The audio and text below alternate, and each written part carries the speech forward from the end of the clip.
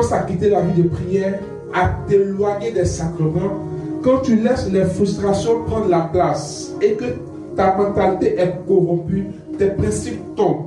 Les principes de la nouveauté de vie commencent à tomber et tu penses à ta vie ancienne.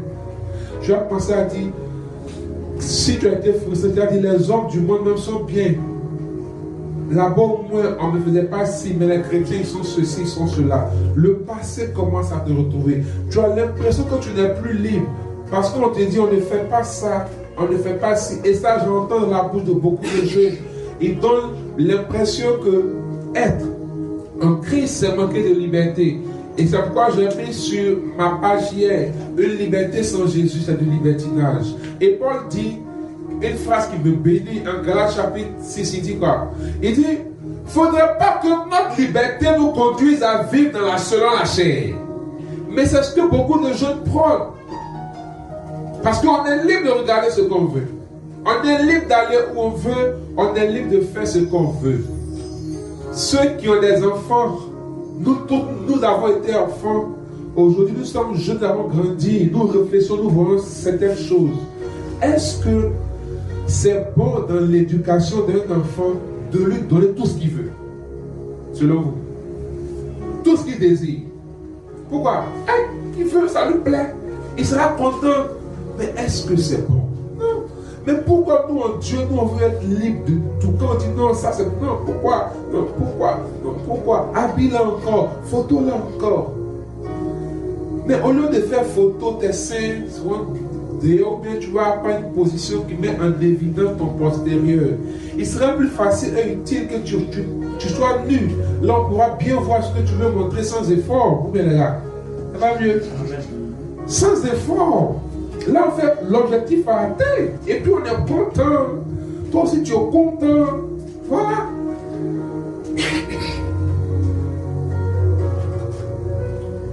Aller dans certains endroits, faire certaines choses. Donc, on commence à avoir la nostalgie du passé. Et c'est dangereux. Cette nostalgie du passé nous conduit à la deuxième conséquence. On va commencer à revivre comme on vivait dans le monde. On va commencer à dire, on commence à tout laisser. On s'habille comme on veut, on sort comme on veut. On se dit, c'est pas parce que je suis chrétien que je prie. On se conforme. Notre radicalité prend un coup. On en voit beaucoup. Aujourd'hui, on en voit beaucoup de jeunes. Et c'est dangereux. Et c'est-à-dire là, tu retournes en arrière à tes vomissures. Ce que tu avais, Ézéchiel Vilain, tu avais trouvé cela. Et aujourd'hui, tu vas manger. Donc, vous voyez que, je vais vous dire une chose, la déconversion n'est jamais un hasard. La déconversion ne vient pas de manière surprenante. Peut-être tu ne connaissais pas les symptômes, mais je te donne comment savoir si tu n'as pas le risque de la déconversion. Tu n'arrives plus à prier. Tu n'arrives plus à tenir tes engagements. Tu n'arrives plus à vivre cette vie spirituelle que tu avais vécu un petit moment. Tu étais content, tu voulais vraiment, tu sais que tu voulais vraiment demeurer là. Mais tu te rends compte que c'est lourd, ça pèse. Voici tu n'as pas en toi les symptômes de la déconversion. On a parlé des causes, maintenant on parle des symptômes. Alors, je voudrais dire que les causes produisent des effets. Et les effets les causes que j'ai sont des éléments palpables de la déconversion. Sans même donner des paroles de connaissance, je vais donner des paroles d'évidence. L'évidence, c'est que beaucoup sont en train de faire leur meilleur culpa, de comprendre que Satan entend de m'avoir. Frère, quand on fait une injection, en tout cas, si c'est un bon infirmier ou un bon médecin, il ne fait pas un puis il a pris tout un coup, ça reste dans ton corps. N'est-ce pas? Petit à petit, on intègre le venin dans ton système. Et le sang reçoit pour qu'il transmette à tout le corps et tous les organes, pour que l'organe qui est affecté soit soigné. C'est la même chose. L'injection de la déconversion se fait petit à petit et mais surtout de manière tu ne te rends pas compte. Quand tu te rends compte, tu es au bon milieu de la mer. Alléluia. Et l'autre, troisième conséquence qui est palpable, qui doit t'amener à comprendre, pour moi, c'est un élément de discernement qui doit amener toute personne qui vit cette réalité, ou bien qui la vivra un jour à comprendre que ce n'est pas le bon chemin. Je dois rester là où je suis, même si c'est dur. Et c'est pourquoi on a parlé de l'intimité avec le Saint-Esprit. Frères et sœurs, une grande sœur religieuse, un moment de sa vie, dans la communauté où elle était, elle vivait des situations, je pourrais dire, inhumaines. Frères et sœurs, partout où il y a des hommes, il y a ce qu'on appelle l'hommerie. Il y a des choses qui arrivent, frères et sœurs. Mais ce n'est pas pour nous que Dieu ne t'a pas appelé, même Dieu n'est pas avec toi, mais Dieu n'est pas là. Oh, et elle aussi, elle a commencé à vivre ce combat de la chair avec le monde. Elle a voulu quitter. Mais Dieu merci, elle était intime au Saint-Esprit, elle s'est mise dans la prière. Et malgré tout ce qu'elle vivait, elle a dit au Seigneur, Seigneur, c'est toi qui m'as appelé ici. Et à cette vie de consacré que je reste. Qu'est-ce qui s'est passé? L'Esprit vient et il dit, c'est toi qui t'es appelé. Reste là, c'est là ta bénédiction. Malgré la méchanceté humaine, en plus du combat de la chair qu'elle avait, elle est restée, elle n'est pas partie. Parce qu'elle était intime au Saint-Esprit. Quand des gens ont rencontré le Seigneur, mais ne sont pas arrivés au stade de l'intimité avec le Saint-Esprit, ils ne sont pas arrivés au lieu saint, là où la communion commence, ils sont encore dans le parvis. Je vous l'ai dit, il est facile d'ouvrir la porte et de gêner.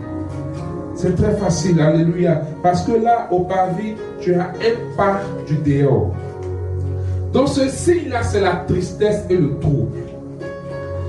Quand tu sens que tu es en train de te conformer au monde, ou bien en fait, la conformité, ce n'est pas d'abord dans les actions. Parce que beaucoup prient, beaucoup vont à l'église, mais leur mentalité est corrompue et en train de se conformer au monde.